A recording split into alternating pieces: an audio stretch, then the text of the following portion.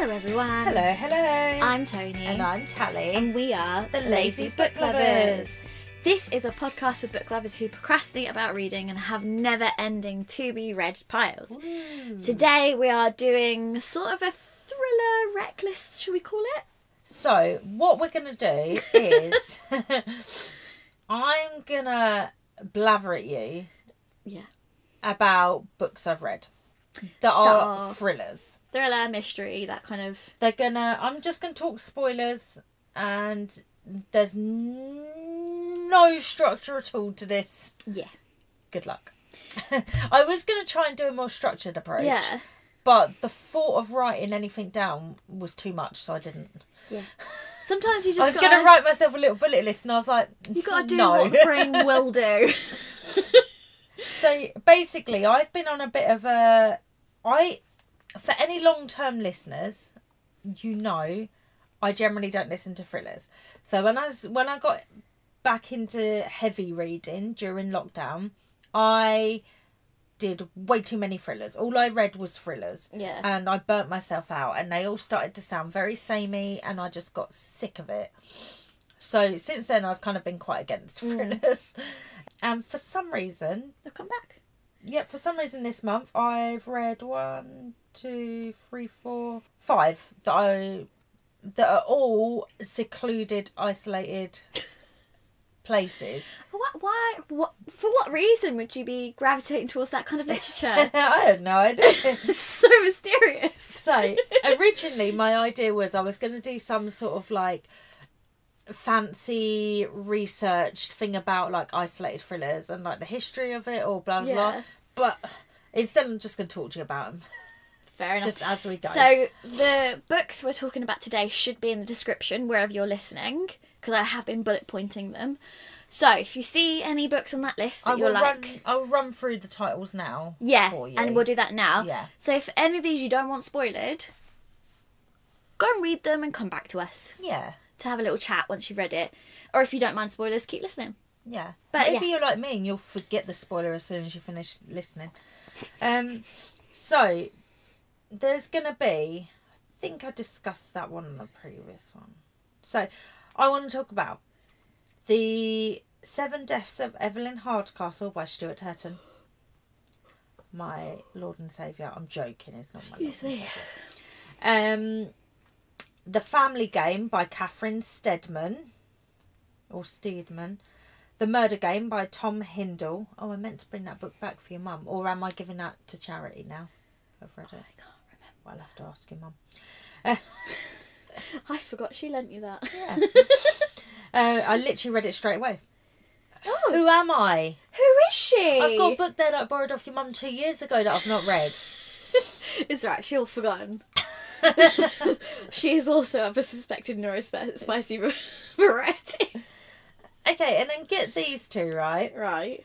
The Christmas Murder Game by Alexandra BenedictThe, because why not? Yeah. And The 12 Days of Murder by Andreina Cordani. So I had listened to 2 Christmas murders. Ones. In March/April. Yeah. Okay. As we said. As you do. Losing my brain cells. This is what the brain wanted. Honestly, so like, my new job involves a lot of writing. And some days, there's a bit I need to write. My brain's like, no. Don't think so. No. But it's the day I'm supposed to do it. And people are expecting this work. And brain's like, no. We'll do that tomorrow, maybe. And I'm like, sometimes, and I don't think any of my new colleagues listen, but sometimes I just have to sort of maybe just say I did it, because I'll do it the next day in half an hour. Yeah. So it's only a day late or something, but brain didn't want to do it. Isn't the neurospicy brain a wonderful thing? I honestly, I think because I've been through a period of stress and things are calming down, there have been entire days where I'm like frozen at my desk, unable to do anything. And it is such a like hard experience to explain to anyone who doesn't live in a brain that makes them do that. But I'm like, I am at the desk or at my computer. I've got the thing open. I'm not even like mooching him out on my phone. I am staring at this page and I'm still unable to do it. Yeah, I'm trying to do research. My brain is saying no. I do research about the topic and I'm trying to read pages that give me information about the topic and none of it's going in. I'm rereading one page of information over and over and I'm like... You're just wasting time by that point. My brain was just like, no. No. Let's do something else. The piece of work I struggled to do, I did the next day in half an hour. Yeah. And also the quality of the writing was 1,000 times better than it would have been if I tried to do it the day before. Yourself to write something you didn't want to do. But oh my god, it's been bad lately. Corporate is not built for people whose brains are wired. Because it's not just happening work from home, it'll happen at the office. I'm like, how do I don't even know, how do I... How do I not get in trouble? It's very weird. So, anyway, thrillers. Let's discuss these. Let's start with the Christmas ones. Because why the hell not? Let's set the tone with the vibe. And I don't know, the reason I wanted to talk about them is because I realised a few things that just work really well in thrillers. Okay, so number one is the isolated setting. Yeah. Obviously. We know that. We know that's a good setting. The 12 Days of Murder. Right. So this one follows 8 friends. Yeah. Who were in a an exclusive club at their university. Right. 12 years ago. Okay. It was called the Masquerade Murder Society. And what they did was they met up and they had meals and did one of those murder mystery party things. You know, when you do real life Cluedo with your friends kind of thing. My mum does a lot of them. And the last one they did, someone went missing. And so they never did it again because the main person from their friendship group went missing when they were doing it. The police never found him. He was gone. So they kind of broke up the party and at the club. Yeah. We follow... What's the name of the main person we follow? I can't remember her name. I noticed that's one thing Storygraph is bad for, is sometimes not listing the names of the bloody characters. Yeah. That is my one complaint. I cannot remember her name. Do you know what? I'll tell you what, actually. Basically, every one of these books had someone called Lily in it, so I'm going to go with Lily. Was it just a safe bet? Yeah. It's a Lily. There was a Lily in... The main character in The Family Game was called Lily. The grandmother was called Lillian, also known as Lily in the other Christmas one. And I think this had a Lily in it. I don't know what was going on. I listened to all these in 3 days. And literally it was just Lily non-stop. So the main character, she was the poor person from the group, and the rest of them were very wealthy. And that is a thing that runs through most of these really good thrillers. Yeah. They are wealthy. It brings in that the secret history, the what's that, Ninth House kind of vibe. Those exclusive clubs where they're doing dodgy shit and covering for each other. They know, and using their connections. They and know their money. that they can afford lawyers if it comes out. Yeah. And that's what makes a good thriller as well, I think. I'd always wonder, if you knew you could get away with crimes, what crimes would you be doing? I would be shoplifting. That was my first thought. I would be, when you go somewhere and they have those signs that say, don't walk on the grass. I'll be walking on this grass. I don't think anything that bad happens to you if you walk on the grass anyway. Well, no, because I'll be rich, so... But even as a poor person, I think the consequences are quite minimal. A security guard might shake his fist at you. Shickety! I think I would... You meddling kids. I would shoplift from large businesses that I think are dicks. Do you not just low-key do that anyway? Little scan and shop. No, never. No, that would be wrong. Yeah, what you talking about? I can't afford a lawyer. No. And then one of their group arranges for them all to meet up over Christmas. You know what this is giving me? Glass Onion vibes. That's film. I haven't seen it, but yes, those vibes, 100%. So they meet up for New Year's, a New Year's party in a isolated manner, and she's arranged for them to do another one of these games. She's the sister of the guy that disappeared. Right. And then when they're there, they get snowed in because of a storm. Of course they do. And then they all start getting picked off. Mm. I love it. What's not like, it's just perfect.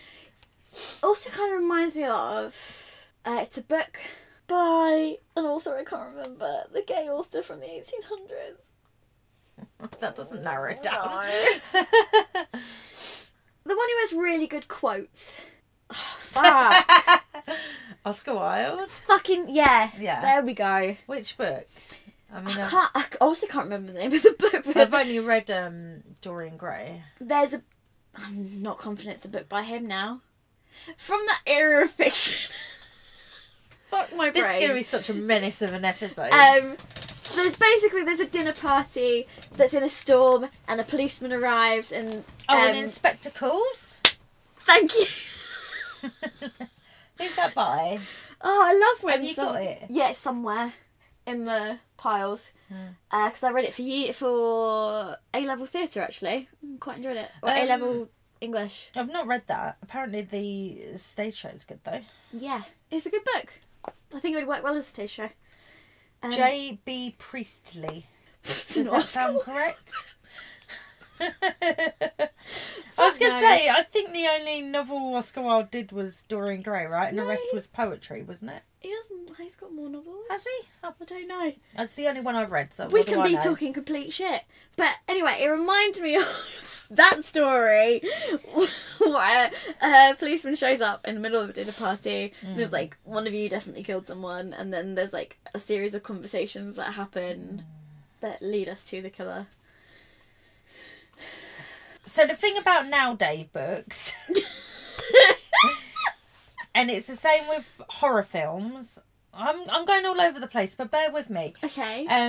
And it's the same with horror films, is they need to come up with a way for their phones not to be working. Yeah. Which was an issue they didn't used to have. So like Agatha Christie's and Then There Were None. I've not read it.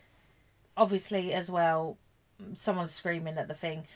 That was a racist book. I know. I'm not saying you should read it. Maybe you should. Maybe it's good. I don't know.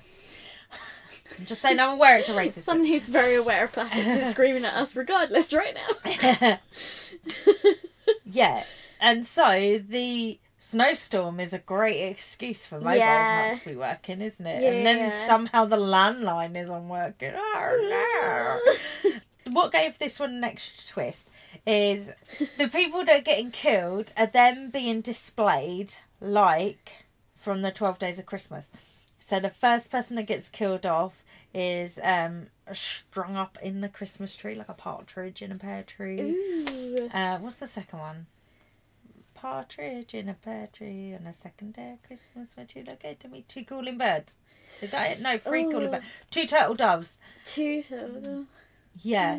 So what do 3 French hens. 3 French hens. 4 calling birds. 4 calling birds and a partridge in a pear tree. 5 gold rings. Yeah. Oh God, if you're not English. No, that's surely that song's sung everywhere, right? I think England, US, we all might know this, the 12 Days of Christmas song. But I think outside, I don't know if you would know it. Oh, sorry. But also, you've just been serenaded. It was beautiful. Did you enjoy it? It wasn't incorrect in any way. So, yeah, anyway, they start getting killed off. For our non-Western listeners, so, like, it's a song where true love gives her different shit for each 12 days of Christmas. Essentially, and it's all stuff that's not modern gifts. There's like 500 birds or something. 6 geese are laying. 7 leads are leaping. Lords are leaping. Have you seen that episode of The Office when Andy's giving Erin those I have not got past season 1. Oh, okay. There's an episode where someone gets the receptionist, not Pam, it's a different receptionist, her as Secret Santa, and he has a crush on her, so he decides to do the 12 Days of Christmas gifts. Yeah. And then she gets in her car and there's like geese in there and stuff. And at one point she's like, whoever's got me on Secret Santa, please stop sending me birds. And she's like got all these bruises and pecks and stuff.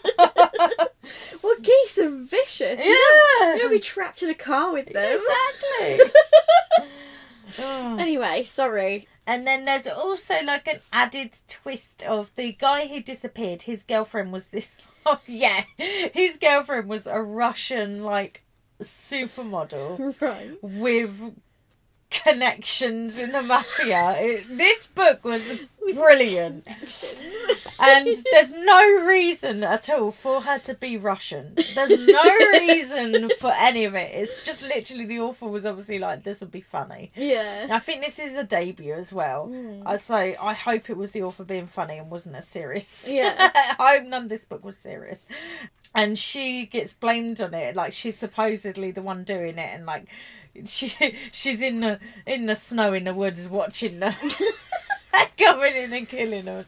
It was so much fun. It was brilliant. And then the other one, that was actually technically a New Year's Wait, one, so if we're doing spoilers, who was the murderer? Do you not remember? So the murderer was the wife of one of the group.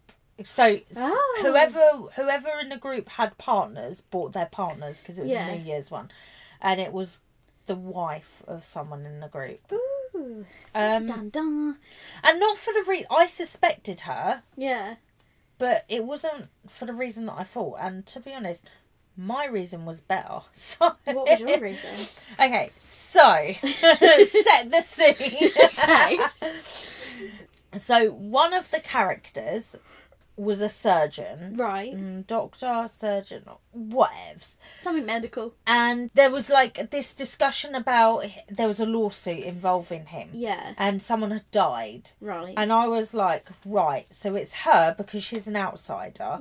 And she was talking about how her son, she'd lost her son years ago.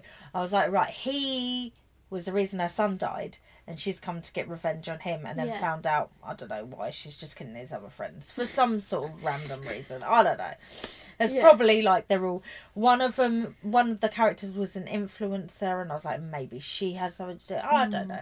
But I was like, it's her because she's the outsider. Yeah. It's not a fair play murder mystery unless you meet the killer in the first 25% of the book, in case anyone didn't know that. Oh, I did not know that. Yeah, if it's someone you haven't met, it's not fair play because you didn't have the opportunity to work it out.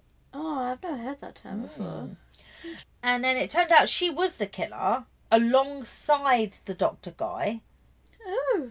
And it turned out the doctor guy, when he was training, when they were still at school, when he was doing his like residency or whatever, I don't know, he killed someone on purpose just to see what it'd be like, and he found out he really liked it. Oh, okay. And then he told his roommate. Well, we all need hobbies. Yeah. And he knew that his parents would be able to afford to get him out of it if anyone caught him. He told his roommate, and his roommate was the guy that went missing at the school. So, like, then he had to get rid of his roommate because his roommate was like, actually, that's not okay. Yeah. Turns out, murder, not alright. Because his roommate has been cheating on his crazy Russian girlfriend with the poor girl. So he'd started to learn about feelings. And empathy? Yeah. So when he found out that his friend was killing people, he was like, actually not cool, because my bit on the side told me that other people's lives are good. That reminds me of... So I watched a breakdown of Fine Print. Oh, yeah. By a different YouTuber. I can't remember who it was. And, oh my God, I'm never going to read this series now. Because thanks to that. So ridiculous. It's like a CEO and one of the workers, and like he takes over and she has to educate him about how poor people need money to eat and like need healthcare because if they get sick then they can't work. Yeah. And it's the whole time like she reads out like sections of the text where his monologue, he's like, oh, So if I don't pay my employees properly, they've got to have 2 jobs. And then they have to choose between, like, mortgages and healthcare bills. Because their insurance is so bad. I cannot believe there's genuinely people like that in the world. Even people that have grown up in pure privilege. No. It's... Having met some privileged people, like, when I was travelling and when I did work for a charity and we had major donors, and even interacting with co-workers who are of a different generation to us and maybe grew up with access to certain privileges that we don't have as millennials. Yes, people do think that. That is the thing. You got distracted by my bookshelves, haven't you? No, I'm just thinking people be crazy. Yeah, so that was that. I mean, it's like, do you remember that uni professor that I told you about? That because they cut the student loans you could get the year I joined university. And there was me and a girl talking about, like, not being able to afford food. And she was admittedly worse off than I was. # millennial problems. Yeah. And so we were talking about this, and this tutor kind of like wandering past while we're having this conversation. And he's like, oh, so is money a genuine concern for you both? And I was like, dude, you just heard us talking about, like, food or rent. The thing that literally controls our entire world. And he was like, oh, so do you both have to have jobs outside of your studies? And we were both like, yeah. And he was like, well, what about your parents? And she had parents who could not help her at all. Parents she was estranged from, actually. And I just have parents who also had another child in university. And the means testing, we were in that, technically in a top means bracket, but not so far into it. My parents could give me fucking money. Yeah. They obviously did end up helping me out, because how the fuck did I survive? But I also had to work and whatever. But this tutor was just like, what about your parents? And we were like, they can't help us for various reasons. And he was like, well, you can apply for more money. And I had to say to him, like, dude, I'm not eligible for anything more. Yeah, I literally have the top of what I could get. Yeah. And so was she, but in a different means tested lower bracket, but still she got the maximum, but she was paying rent, like, also. And this tutor was like, oh, so do you think you could concentrate more on your studies if money was less of a concern? And I was like, well, yeah. Yeah, because I'm having to work when some of my peers aren't. Yeah, I'll be able to, like, study and shit. Yeah. Not be sitting there wondering how I'm going to pay for food, you know? And he was like, oh, because I'm due to speak on a board about the changes, a review of the changes to student financing. I like how you're doing a little bit of his voice that was as that well. was his accent. It was one of these. Is that really a concern for you? What the fuck? And I was like, why the fuck are you going to speak on a board in a position of authority? You don't know. Why haven't you spoken to people? You've just walked past us and acted like it was a revelation that we were concerned about whether we could eat or pay rent this month. Oh my God. Wow. Yeah. Wowzers. Trousers. Or when another tutor, because they wanted me to buy 40 books for this course, and I was like, dude, I can't afford that. And I was like, I can take them out the library. Can you tell me which ones are actually worth purchasing? And he was like, well, if you're serious about your studies, you would buy all of them. And I'm like, that's £400. Also, I'm not serious, so I'm just here for the lols. Yeah. I just wanted the depth. I'm just paying 45k for lols. Yeah. And he was like, well, they're all important. And I was like, okay, but which one do I need? Yeah, but are they though? Which one do I need for the final paper? Where I'm going to have to, like, list it for bibliographies and maybe draw all over it for notes. Like, read it repeatedly. And he was like, they're all important. Yeah. No, turns out, final essay, he talked about one book of the 40 we read that term. You should have sent in the bill for the rest. No, I got them all out from the library, because I actually ended up, through it, because I did a literature degree, so that's why there is so many books. I ended up finding out that it was cheaper for me to renew them 3 times, and then after that, get library fines. It was cheaper to do it that way than buy all the books. Yeah, they don't take this kind of stuff into consideration. So I did an arts degree and I had to buy... They don't provide any materials or tools or equipment for you. Printing alone cost me £200 a term. Because that was before we had digital assessment submissions.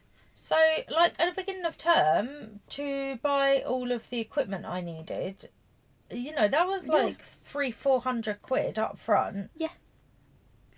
I used to go to the library. I used to go up a week early to term for this very reason, so I could go into the library and take out all the books before anyone else did. Yeah. Which is, again, I don't know, you could call that selfish, but you gotta do what you gotta do.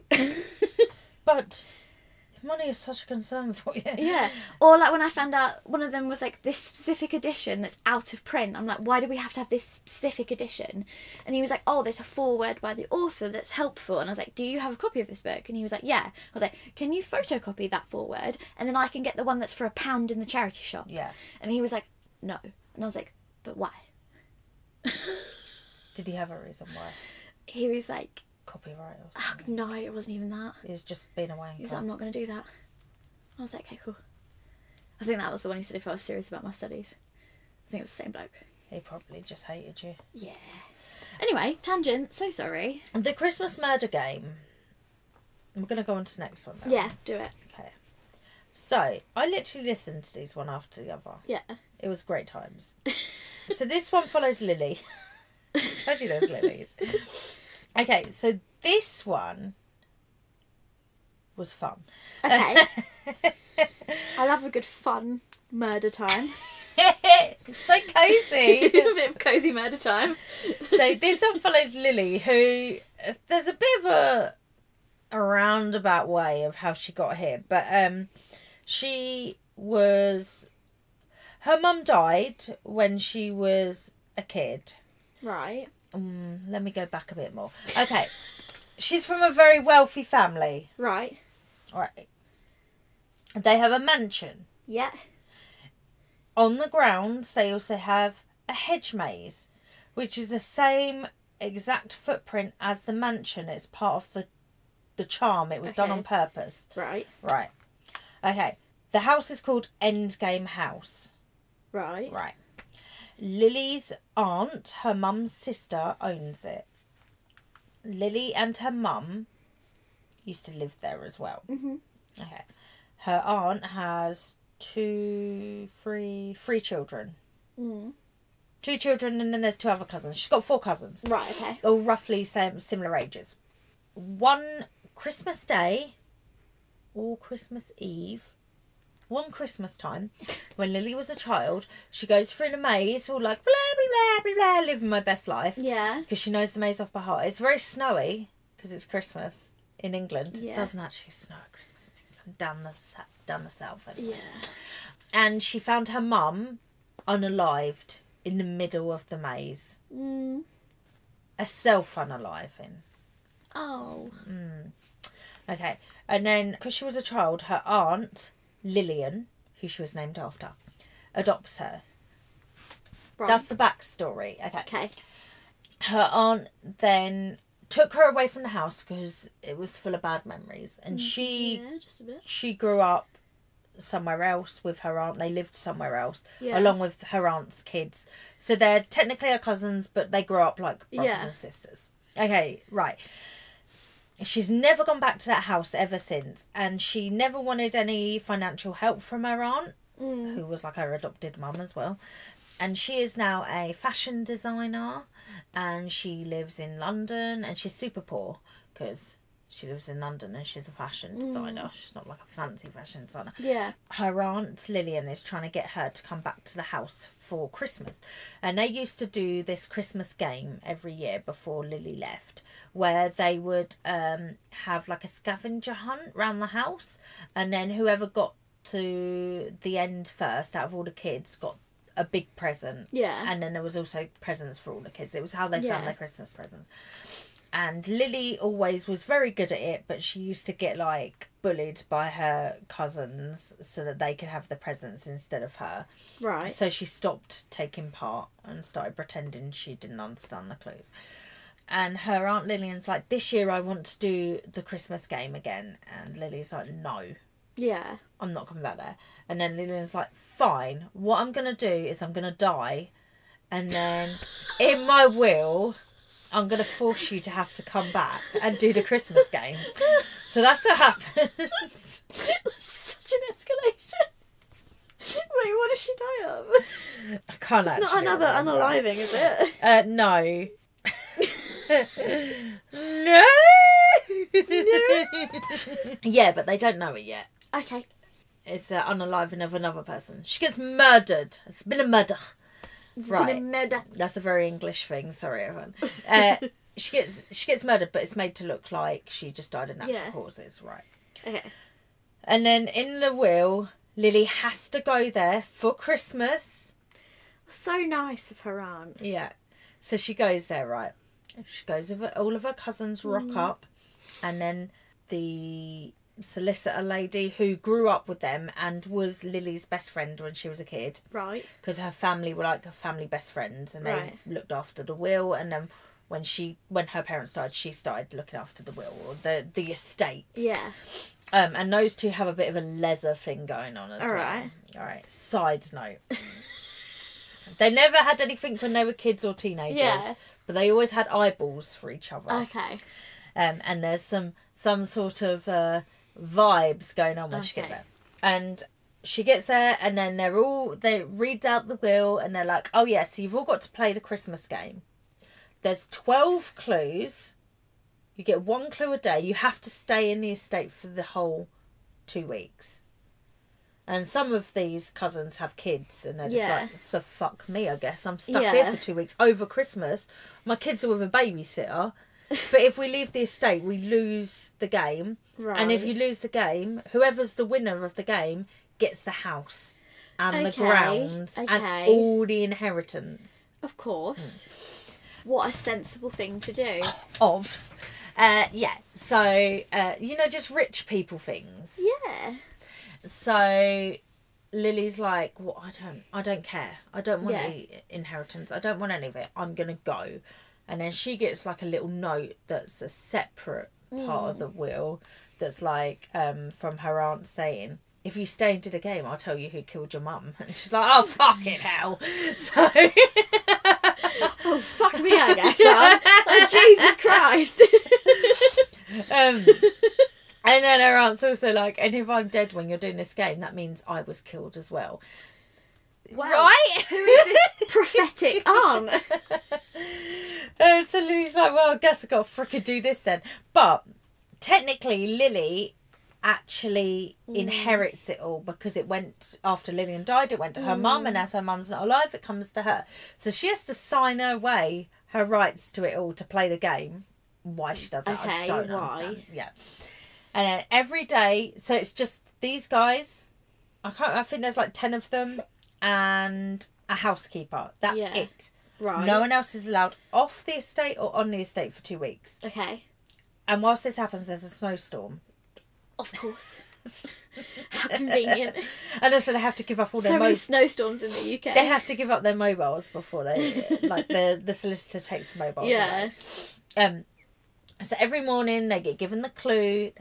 Whoever works it out first will find a key. And then the last clue, the last day, will show them a secret door that's in the house that none of them know about. All right. And one of those keys will open it. So if you want to have the best chance of finding the secret door and winning the house, you have to get the most keys. I mean, you see why it's got to be rich people, because you couldn't do that It's and like rich people shit, yeah. You kind of secret doors like, oh, where's the secret door? in a house like mine, that'd be like, that's another fucking room we could be using. These kids literally grew up in this house and there's a door not been found. Or whatever.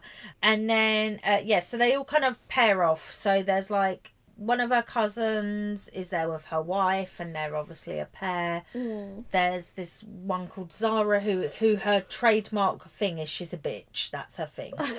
And she's got a younger brother, Gray, who she bullies. That's their thing. They're a pair. There's her other cousin who comes with his wife. Cool, yeah, whatever. And then, so there's just Lily and this guy, Tim or Tom. Let's go for Tom. Yeah. And they're the only ones that are not there with a partner, so they decide to pair up and help each other out. Okay. And then obviously Lily's all like, I'm too stupid to work these things out. And Tom's like, fuck you are. Yeah. Like, we know that you know them all. You just pretended when you were a kid. Yeah. So they start doing it, and then people start dying. What's going on? People being killed off. It's crazy times, right? Yeah.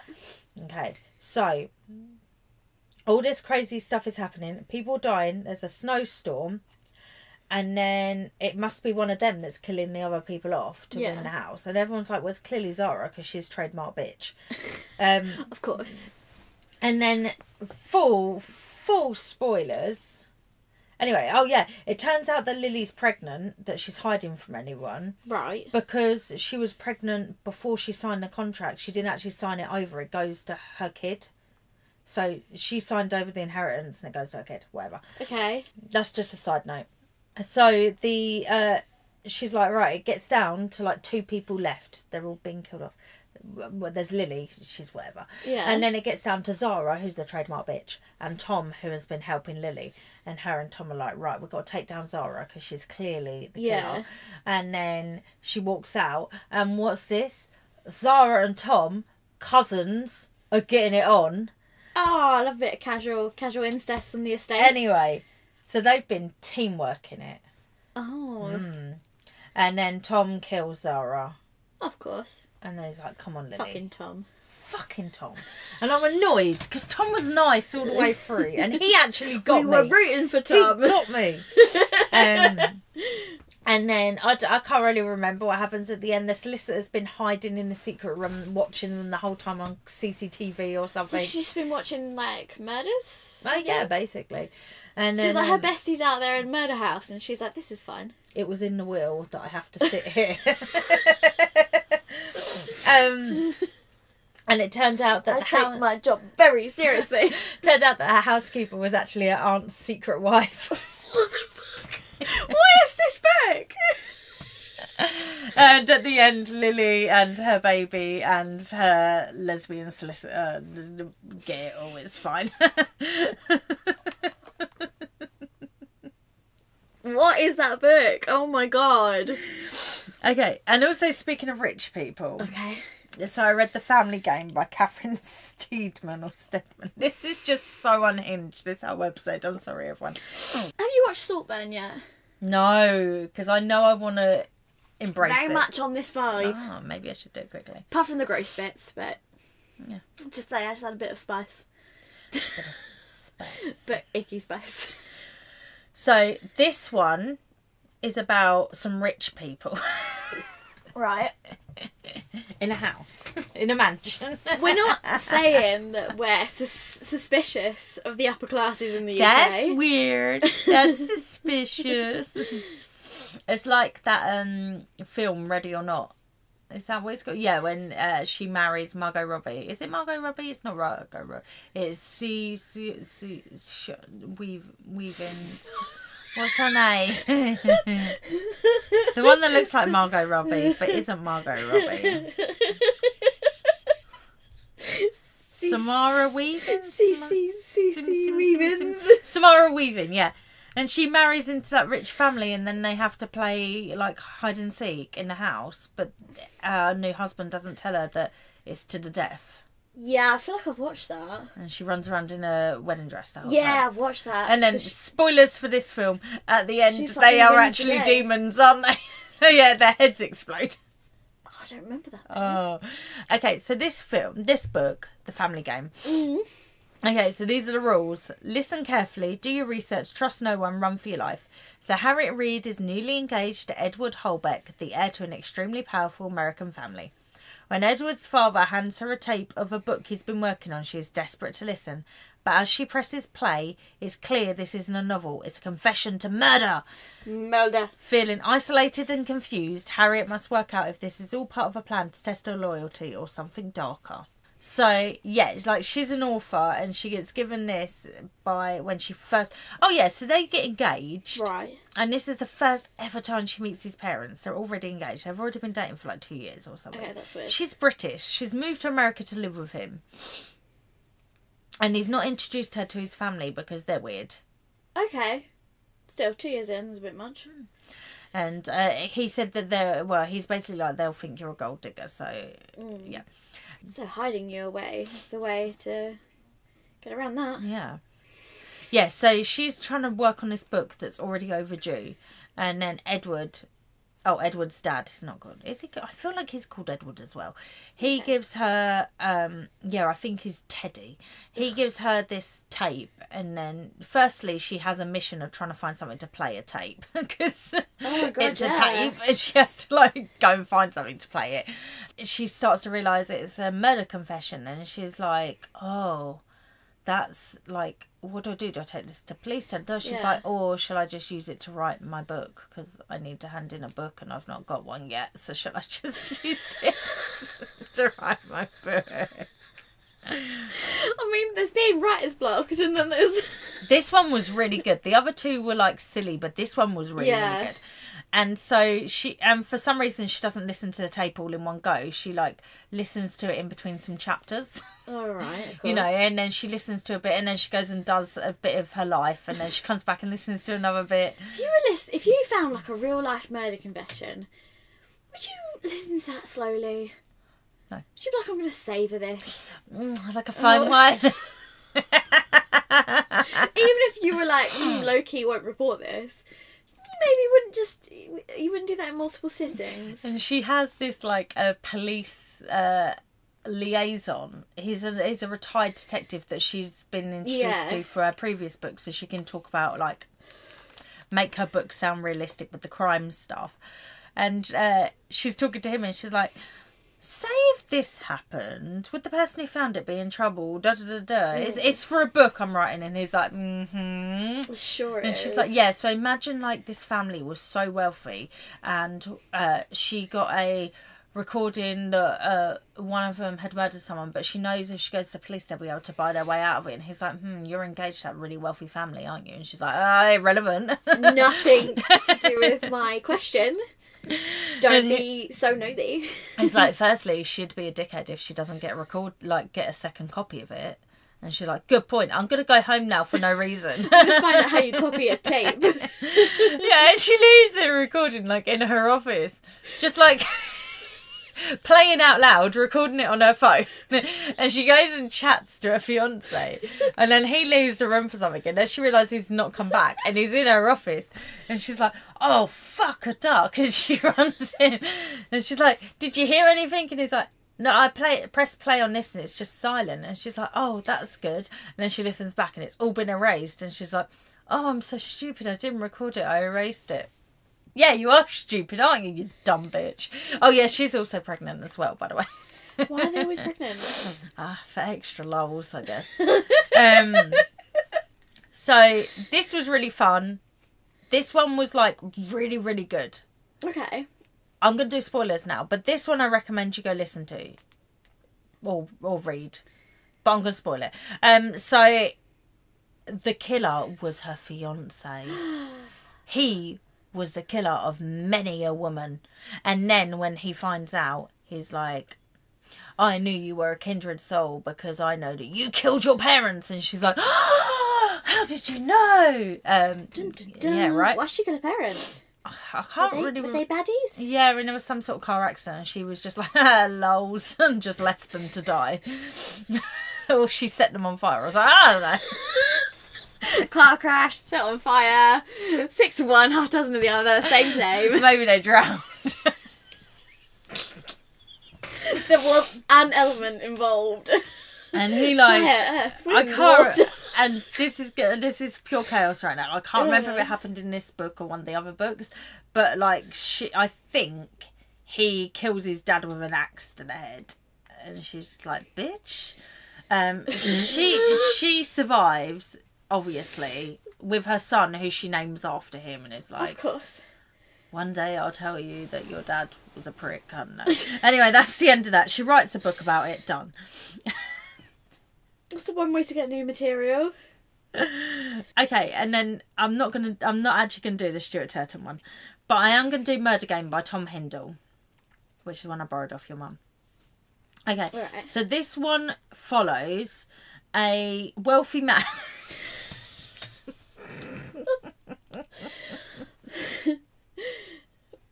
I mean, I doubt rich people listen to us, but basically we think you're sus. So this one follows it's New Year's Eve. Oh yes, another New Year's Eve one. Oh yeah. New Year's Eve in a seaside town in the UK. And there's... Did something happen to you at Christmas? What's going on? 12 years ago, I was in a maze. It's set in a manor house. Let's hear about this totally unique book set with a wealthy family in a manor house. No, but there is a snowstorm as well. That's why they're all at Christmas, because we need an excuse for a snowstorm. Right. One house, 9 guests, endless motives for murder. In the seaside town of Hamlet, Wick, 9 guests assemble for a New Year's Eve party to remember. The owner of Hamlet Hall has organised a murder mystery evening with a 1920s twist, and everyone has their own part to play. But the game has barely begun before one guest is found dead, killed by a fatal injury to the head, with no phone signal. Hey, no way out of the house. The others are trapped with a killer in their midst. Someone is playing by their own rules, and in the close-knit community, old rivalries run deep. Yeah, so it's like the seaside town.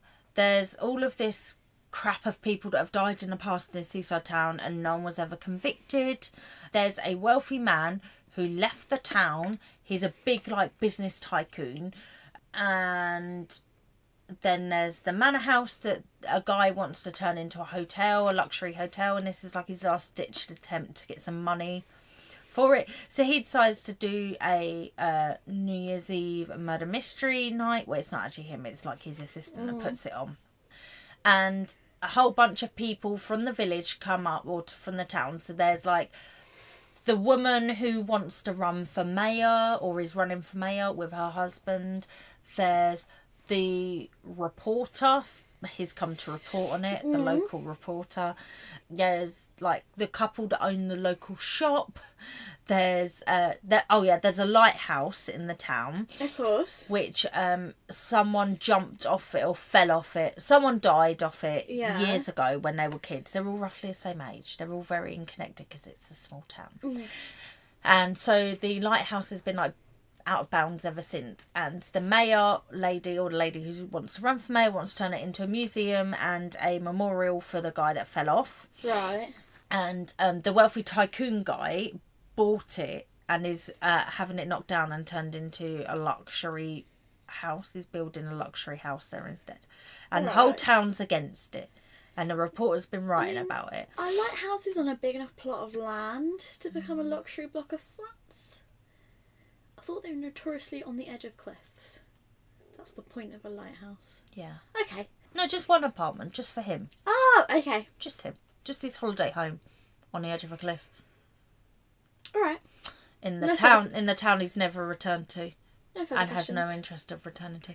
And the guy who has actually been sorting it all out, the assistant of the guy that owns the hotel. When he was younger, he found a dead body on the beach. So he's decided, his therapist told him to try and work his way through it. So he decided to write a murder mystery based on that dead body to try and come to terms with the murder.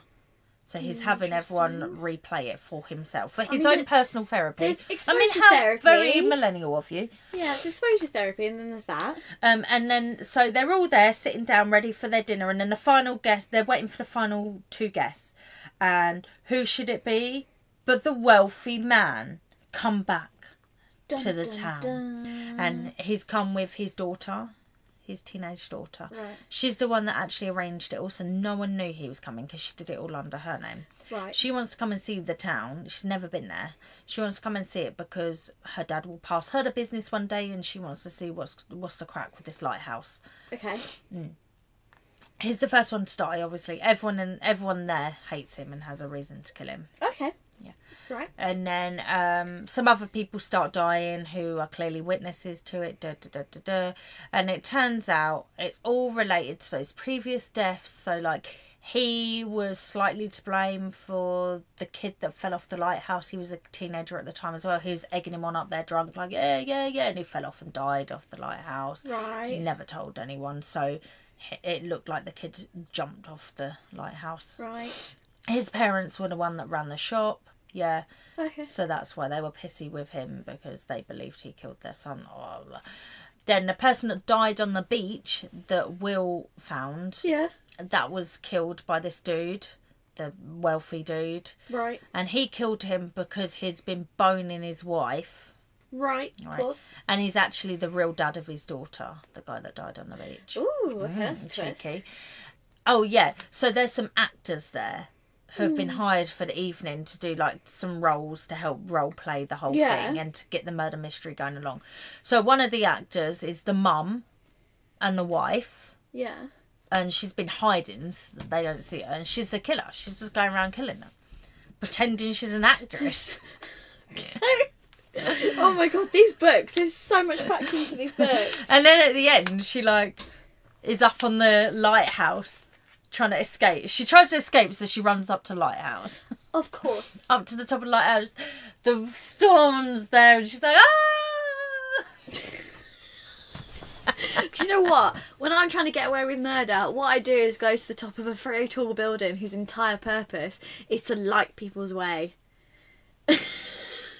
That's exactly where I'd run to. I knew it was the mum, literally from, like, chapter 4. Okay. Because when her dad dies, the daughter tries to ring her mum. There's no phone signal, obviously, but she has to use the landline. Yeah. And her mum doesn't answer. Right. It's New Year's Eve, yeah. Yeah. And her daughter's away with her dad, and her daughter didn't want to go, and her mum convinced her to go. Right. You're ringing your mum and she's not answering. Don't think so. Yeah. I was like, yeah, mum's killer. And mum was the killer. Was it like you figured it out because in a good way, as in there was like nicely breadcrumbed, or in like a too easy kind of way? It was No, always... nicely breadcrumbed. Okay. I'm sure there's a fair amount of people that would have read it and not picked up on all that. Would have just been like, that's bad luck, she didn't answer. And I was like, she's a fucking killer. She's there. She's doing the killing. Not answering phone calls from your daughter. Murderer. Killing. Because then the daughter's like, a police officer does arrive, and she decides she wants to. This is before the storm proper starts. Okay. She decides she wants to be. Oh, wait, is there a storm in this one? It may be. She decides she wants to be the one to solve it, so she doesn't call for backup. And then there's a storm and they lose their phone signal. Right. So when other people start dying, she can't call for backup. It's a bit silly. Dozy bin. But yeah, like Hubris, if you will. when she's like talking to the daughter and she's like, why did you choose to come here? And the daughter's like, I don't know, my mum just found it. Like there was this murder mystery, said it might be fun. And I was like, mum knew she was going to be there. I didn't think the mum was pretending to be an actress. Oh, okay. I thought the mum was just hiding in the bush, like jumping out and killing us. So how did her daughter and her husband not recognise her as an actress? Because she stayed in the library the whole time with the candlestick. And Colonel Mustard. Colonel. Colonel.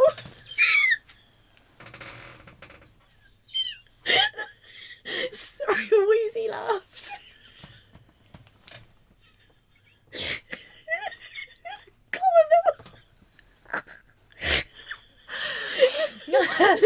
Colonel Mustard. In the library with the candlestick. And the wife. Wife is doing a murder. It's been a murder. I've done a bad thing. I've done a murder. I made a boo-boo. Slash him with a hammer. Right. That's it. That's all I've got to say, really. I need to go to a birthday party this evening. I'm going to go watch June 2 with my friends. I hope you enjoyed this silly goofy time. Will you listen? It's only because I had all these as audio. Yeah. Okay.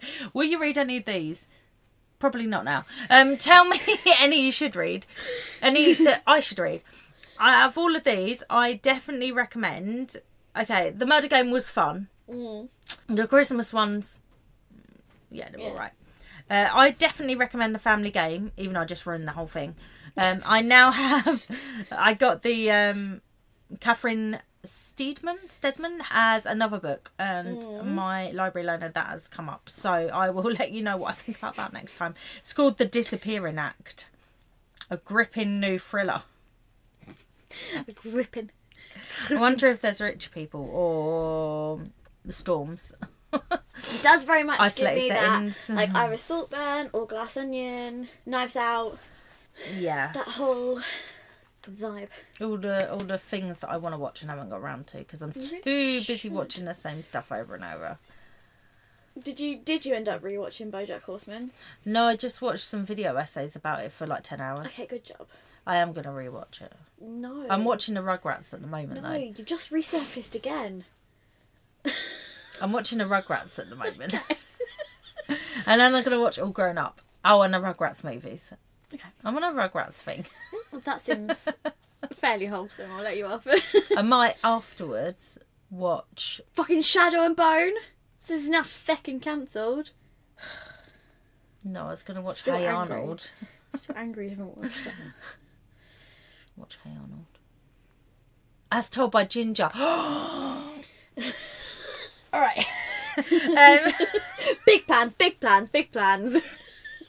No more podcast episodes for you. I hope you enjoyed this unhinged. It was basically a reading wrap up, but just my unhinged reading wrap up. I enjoyed it. You can't see, We but I'm haven't doing been- a heart. we I'm haven't- doing the millennial heart. Well, I don't even understand how to do the Gen Z heart. Oh, I hate it. Wait, how do they... You guys can't see us, it's terrible audio. Like this. Is it There middle we go. finger? Done or is it... Oh, no, that makes no sense to me. It's because it's not freaking heart. Wait, which finger are you using? Oh, it's the middle finger that makes the heart. Oh, I don't think my fingers can even do that. Oh yeah, you've got to do it with these ones. Oh, The is ones that what next I'm to your doing? thumb. Oh.